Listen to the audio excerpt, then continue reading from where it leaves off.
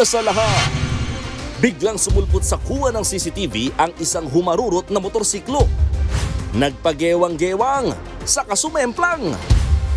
Ang riding in tandem na yan, mga kawatan pala. Ang buong detalye, abangan! Magandang hapon, Pilipinas. Kasama ang buong puwersa ng News 5. Ito ang Frontline Pilipinas Weekend! 100 pamilya nawala ng tirahan sa sunog sa Parañaque. Padre de pamilya at 2 niyang anak patay sa isa pang sunog sa Quezon. News 5 Exclusive. Ilang politikong gumagamit ng wangwang at blinkers pinagpapaliwanag ng LTO. Mga miyembro ng House Committee on Justice kumpiyansang may sapat na numero para ma-impeach si VP Sara. Mga jowas, mapahugot na naman sa bagong extended play album ng Cup of Joe.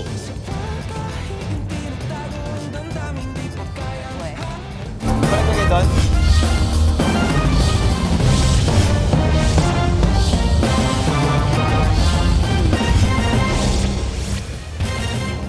Sumemplang kaya nasa kote ang riding in tandem na tinakasan ang isang checkpoint sa Pasig.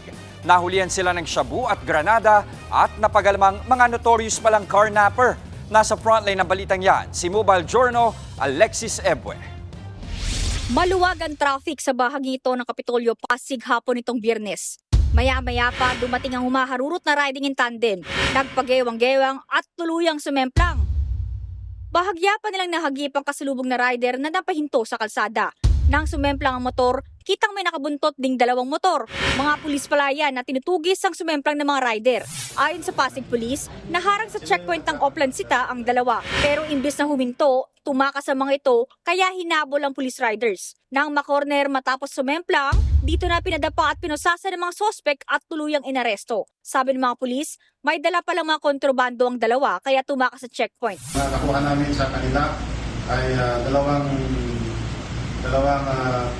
pistol, yung isa caliber 45 and caliber 9mm, isang replica ng hand grenade, at may nakuha tayo ng mga suspected shabu, and of course meron din tayong nakuha ng mga paraphernalia nila sa pangkarlap ng motorcycles. 30 at 20 anyos ang mga sospek. Ayon pa sa Pasig Police, may tinatago ring granada ang mga sospek sa ginamit nilang motor.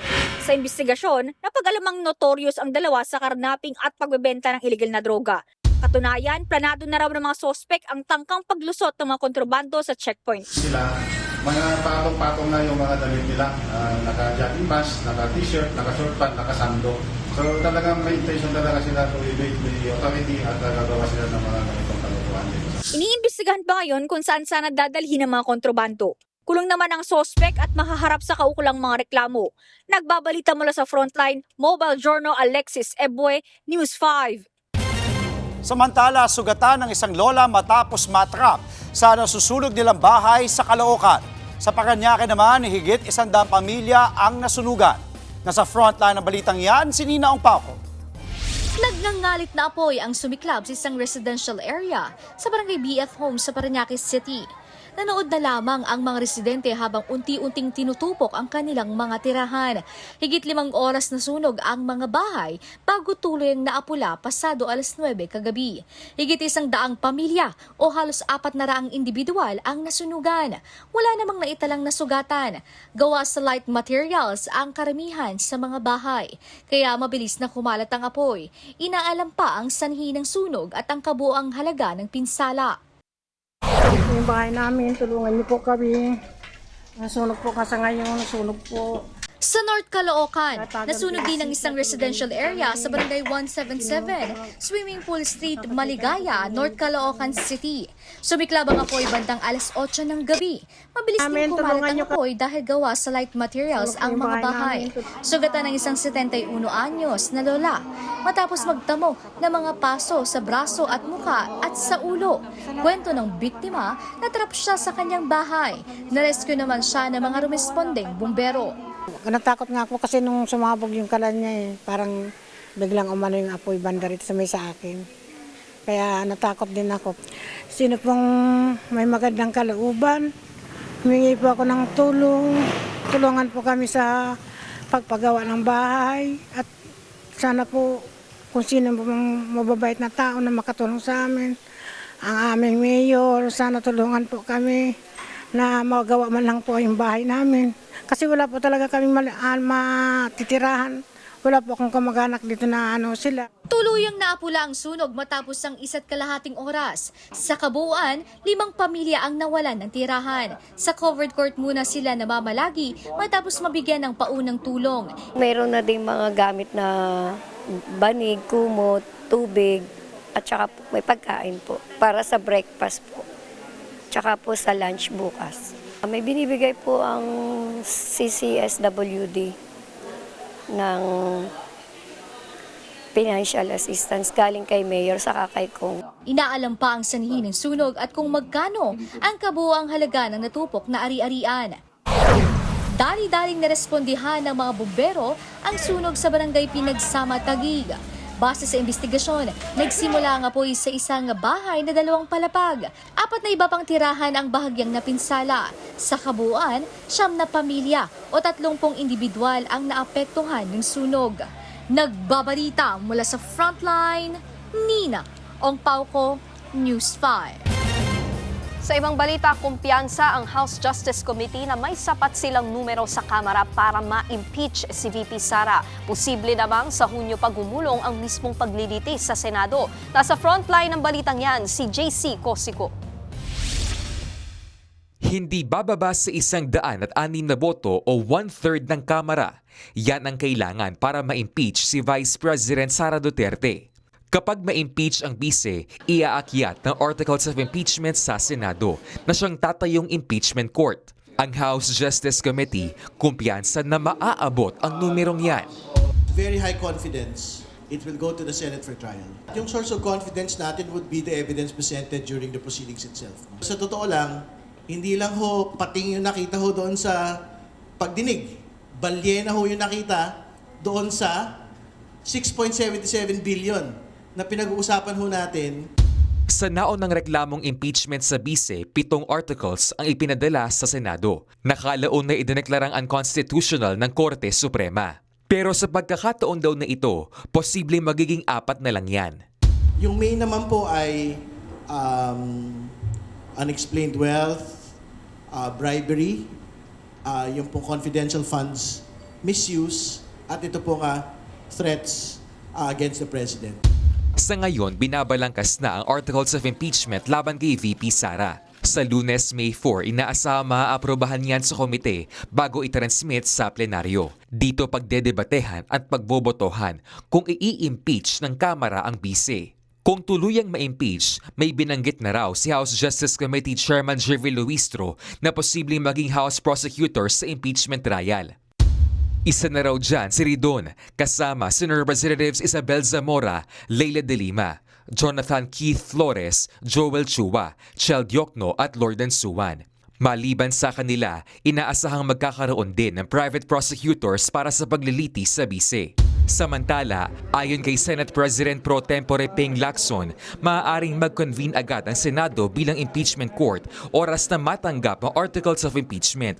Pero baka sa Hunyo pa raw masimula ng mismong paglilitis. Maaaring kailanganin pa raw kasi ng di bababa ng 3 linggong paghahanda para sa mga proseso, tulad ng pagpapadala ng summons o pagpapatawag sa mga kailangang ipatawag sa paglilitis at pagmamarka ng mga ebidensya. Ang tanong, sisipot kaya ang bise sa mismong trial? Ang sabi ng abogado ni VP Sara, handang humarap sa impeachment trial si VP Sara. Pero hindi raw sa lahat ng araw ng paglilitis. Pero duda dyan ng isang human rights lawyer. Ang fairness forecast ko, hindi siya attend. No, hindi siya attend kasi allergic nga si Sara Duterte matanong. Sara Duterte should attend because this is the highest accountability mechanism as provided for in no less than our Constitution. The impeachment proceedings is a stress test for Philippine democracy. Nagbabalita mula sa Frontline, JC Cosico, News 5. Naghihigpit ang LTO laban sa mga iligal na gumagamit ng wangwang at blinkers. Ilang politiko ang agad nasampulan at pinagpapaliwanag. Nasa frontline ng balitang yan, si Gio Robles, exclusive. marirealize na napakang entitled ninyo. Traffic na nga, sisingitan ka pa. Aba, matindi. Yan ang personal experience ni News 5 correspondent Laila Pangilinan. Hindi niya naitago ang dismaya sa convoy na ito na may kasama pang mga hagad. Kuha yan sa kanto ng Aurora Boulevard at Araneta Avenue sa Santa Mesa, Maynila. Kala nyo kayo lang ang nagmamadali, kala nyo kayo lang ang natatraffic. Pero ang mas nakakainis, kahit wala raw traffic, may wangwang pa rin. Gaya naman sa video ni One News anchor Sean Yao. May mga police escort pa ang convoy na yan habang binabagtas ang kahabaan ng EDSA. Aminado ang pamunuan ng Land Transportation Office na talamak ang problema sa paggamit ng mga illegal na wangwang, blinker at mga motorcycle escort. Pero sino-sino lang nga ba ang may pribilehiyo na gumamit niyan? Ayon kay LTO Chief Marcos Lacanilao. Ang authorized dyan ang presidente, ang miyembro ng Presidential Security Group, ang Vice President, Senate President, at ang House Speaker. Kabilang din daw dyan ang lahat ng government-marked vehicle na nasa enforcement gaya sa pulis, NBI, BFP at iba pa. Sa kabila niyan, marami raw talagang matitigas ang ulo at abusado sa kalsada ayon kay Lacanilao. Ang problema ng mga iba, minsan politiko, kamag-anak ng politiko, minsan empleyado ng politiko, sila pa yung mga feeling mga entitled. Kinumpirma ni Lacanilao sa News 5 na may mga politiko na silang pinuli dahil sa paggamit ng blinkers at wangwang, pero tumanggi na siyang pangalanan ng mga ito. May nasyokos na ako na congressman, may nasyokos na ako na governor. Sa Visayas po yung congressman, sa norte naman po yung governor. Suportado ng ilang motorista ang mas mahigpit na paghuli sa mga sasakyang iligal na gumagamit ng wangwang at mga escort. Kaya akala mo mga hari sila ng kalsada na pag dumaan sila kailangan wala silang kasabay sa kalsada.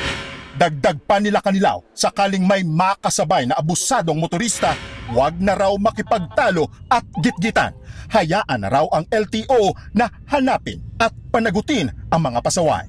Mga kapatid, kung makakita ng kahina-hinalang konvoy at sasakyan na gumagamit ng wangwang at peking plaka, payo ng LTO, kunan ng picture at video at agad ipadala sa website na isumbong mo kay ltochief.ph at sa mismong Facebook page ng LTO. Nagbabalita mula sa Frontline, Gio Robles, News 5. Susunod, SUV sumalpok sa puno, 2 patay.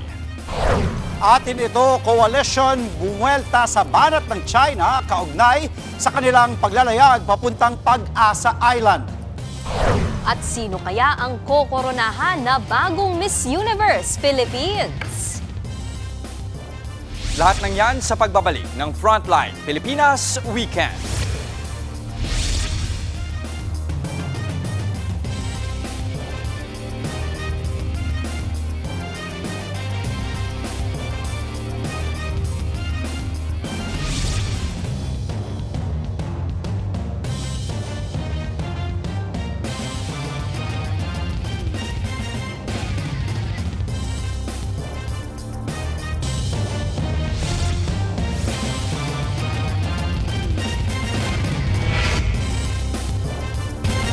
Ito po, kakapasok lang na balita mga kapatid. Binubututan ng 3 barko ng China Coast Guard ang Atin Ito coalition habang papalapit ngayon sa Pag-asa Island.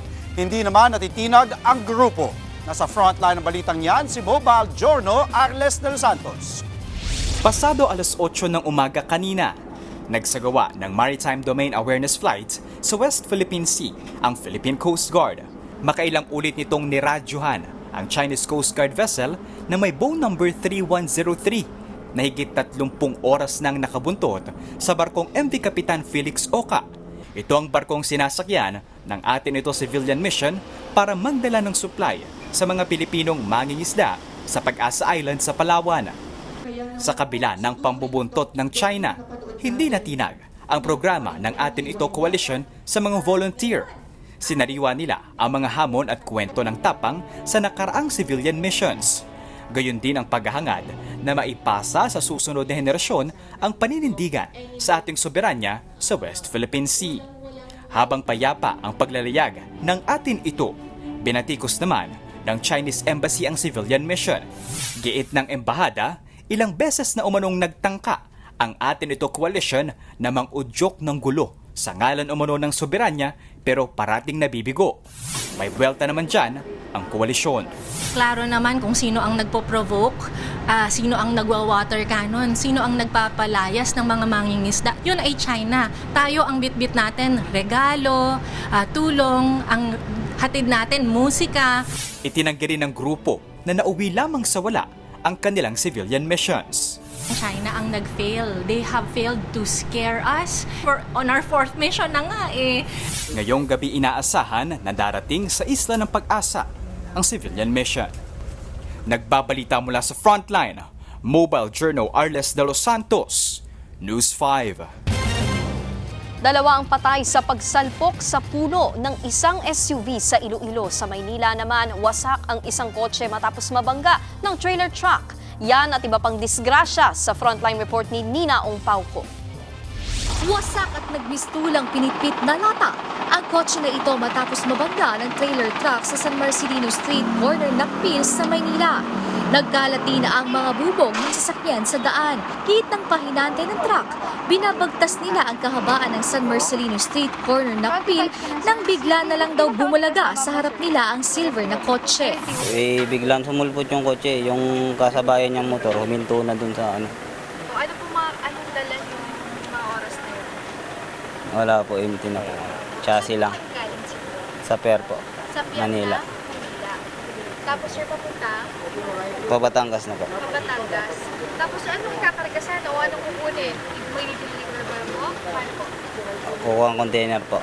Isang netizen naman ang nakakita sa insidente. Katapat lang ng boarding house nila nangyari ang insidente. Bali po yung kotse po na dahan-dahan lang po siyang tumawid sa papunta doon. Kaso yung malaking trailer na po yan is sobrang lakas talaga ng ganun. Kaya bali yung kotse na yan, nakakon talaga siya na kinaladkad talaga po siya. Sa tingin niyo mabilis ang pagmamalay? Siyempre yung trailer talaga kasi malakas. Grabe talaga yung impact niya talaga, ma'am. Sugatan naman ang mga sakay ng kotse at ang driver ng truck. Nagpapagaling na sila sa ospital. Tinanggal na rin sa kalsada ang mga nakahambalang na nabanggang kotse gamit ang tow truck. Patuloy pang iniimbestigahan ang insidente. Sa bayan naman ng Sara, Iloilo, sa pool sa CCTV ang mabilis na pagharurot ng SUV na yan. Bumangga ito sa puno. Patay ang dalawa nitong sakay. Dalawa naman ang nagpapagaling pa. Base sa investigasyon, nawalan umano ng kontrol ang driver kaya ito nag-overshoot. Nakainom din ang 4 na sakay ng SUV. Sa Iloilo pa rin, sa bayan ng Dingle, patay ang isang retired police matapos bumangga ang kanyang motor sa isa pang motor. Ayon sa investigasyon, mabilis ang pagharurot ng motor na nakasalubong at nakabangga sa retiradong pulis. Nagpapagaling naman sa ospital ang isa pang rider. Maharap siya sa patong-patong na reklamo. Nagbabalita mula sa frontline, Nina Ongpauco, News 5.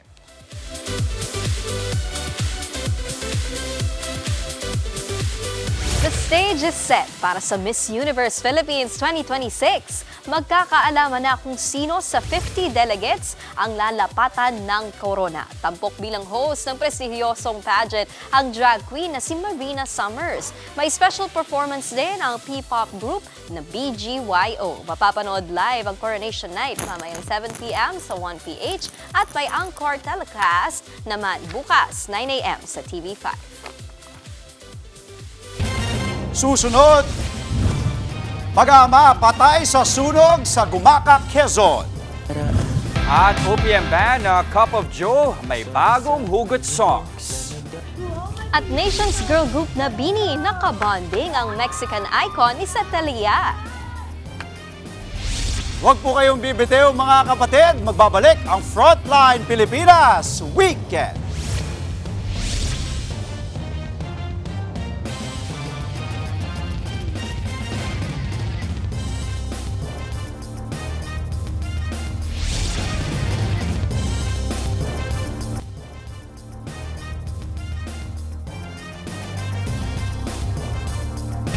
Patay sa sunog ang isang padre de pamilya at dalawa niyang anak sa Gumaca, Quezon. Base sa investigasyon, sumiklab ang apoy sa kusina ng bahay ng mga biktima. Lumaki pa ang sunog at nadamay ang katabing bahay. Tumagal ng 1 oras ang sunog bago tuluyang naapula. Inaalam pa ng mga otoridad ang mitya ng apoy at halaga ng pinsala. Itinuturing na bayani tuwing may sakuna ang mga bumbero. Ang isang fire volunteer sa Caloocan, 5 dekada na sa kanyang tungkulin pero wala pa rin kupas sa paglilingkod. Kilalanin natin siya sa report ni Bea de Guzman.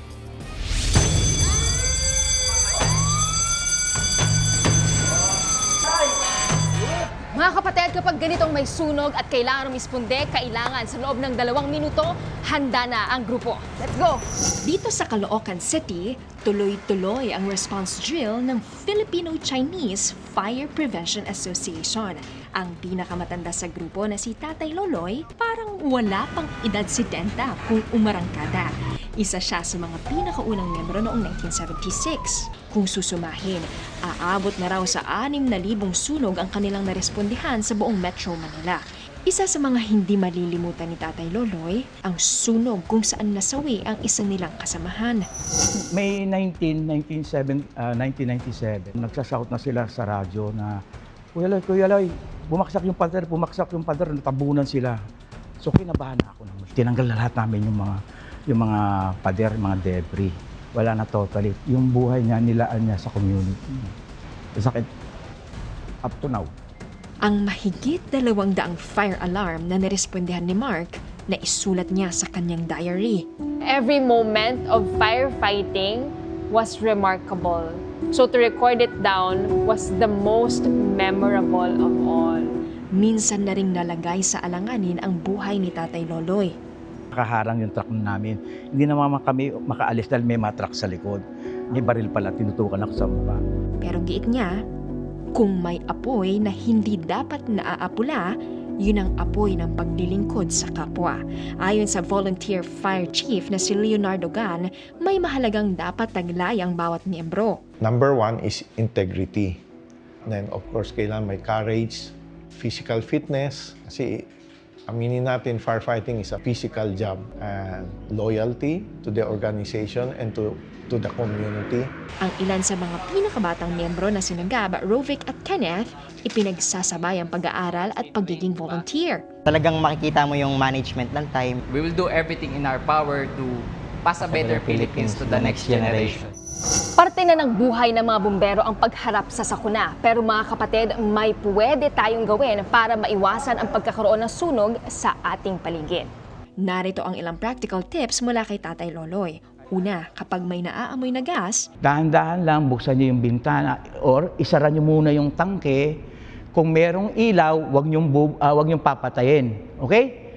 Kung walang ilaw, wag niyong bubuksan. I-unplug ang mga saksakan kapag hindi ginagamit at iwasan ang sobrang pag-charge ng power bank at ibang gadgets. May nakahanda rin dapat na fire extinguisher sa loob ng sasakyan at sa bahay para agad makaaksyon sakaling may sunog. Bea de Guzman, News 5. Sa iba naman pong balita, dating tambayan ng mga Marites sa Makati, isa ng community library. Yan at iba pa sa mga kwento ni Mark Logan. Sa panahong everything ay digital, ang paghawak ng pahina ay medyo matumal. Pero dito sa Makati, ang bangketang dati tambayan lang ng tsismisan, ngayon ay naging tambayan na rin ng kaalaman. Ubebe-bebe-bebe, ubebe-bebe. Hindi lang pang F4 kundi more than dosena. Ang specialty ng tindahang ito na kulay halaya. Kasi naman, totoo ang chika na sa buong mundo, ang ube ay bumibida. Ub ang taguri ng mga ibang lahi na kung tawagin dito sa Pinas, simpleng ube. Sa kanyang tawa, di pwedeng di ka mahawa. Anumang sitwasyon, hagalpak ang kanyang solusyon. Ang kanyang tawa umabot na sa iba't ibang bayan. Pag siyang kasama, instant tatawanan mo ang problema. Laganap na ang kapihan kung saan-saan. Parang kabuti sa kada kanto, biglang sumisibol lang. Pero sa Cainta, may kakaibang kapihan. Pero iba to, brew. Pwede ka kasing magtinta sa papel, sa cup, sa canvas at sa toast. Edible ba talaga? Pakagat nga! Pistahang Noipi at Hapon, pinagsamahan nila sa mahabang panahon. Ang daming ganap sa Maturin, Manila. May drifting, may karate demonstration, at fashion show. Tampok si Maria Osawa na issue of the night ng mga mag-asawa. Nagbabalita mula sa Frontline, Mark Logan. Susunod, backstage bonding ng Bini at Mexican icon na si Thalia, viral. Tuloy-tuloy ang balitaan sa Frontline Pilipinas Weekend.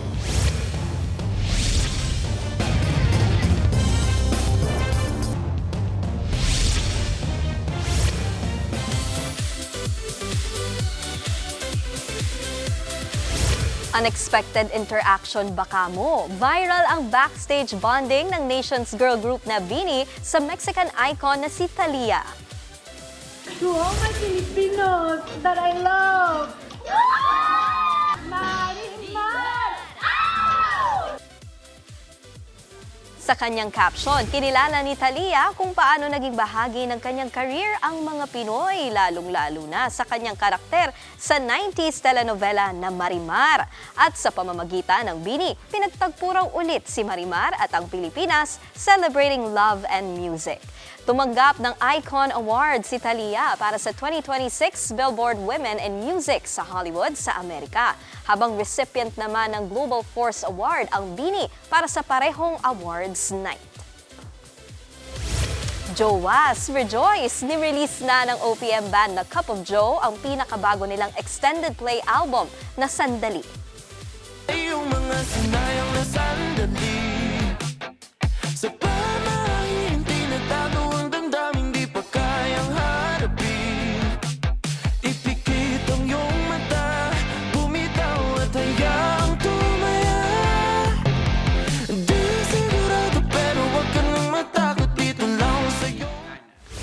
Yan ang kantang Pamahiin. Malalim ang hugot niya na tungkol sa pag-aalinlangan sa pag-ibig dahil sa mga sabi-sabi o pangamba. Kasama rin sa bagong EP ng Cup of Joe ang mga kantang Kung Payagan, Lalayo, 100 at Sandali. Speaking of Sandali, yan din ang title ng major concert ng banda this May 23. Idaraos yan sa Philippine Sports Stadium sa Bulacan. Iba talaga kapag masakit yung mga kanta. Makaka-relate. Pero ito yung natatakot din ako, yung mga miyembro ng Bini. Aba, kilala pa nila si Thalia. Oo, ikaw ba kilala mo ikaw ba kilala mo si Thalia? Nagtatanong ka, sino favorite si siya ng Thalia? nanay ko. Marimar, Marimar. Yes. Sabi Sakto. nga nila, ang original Marimar. Oh, sakto na lang din kasi at least ako 2 years old ako, Sergio, pinapanood na. 2 years 2 old years pa old, na 2 ako, years old. pinapanood na ng nanay ko yun. Ayos ah. Ayos to. 2 years Ako old may ka. malay na eh. Teenager na yata na sa high school. Nag-aaral na ako na. Binawi mo ba? Ito talaga. Lusot na eh. Pero nakakatawa nga yun, Jess, no? Na yung Bini na talagang mga Gen Z, mga bata.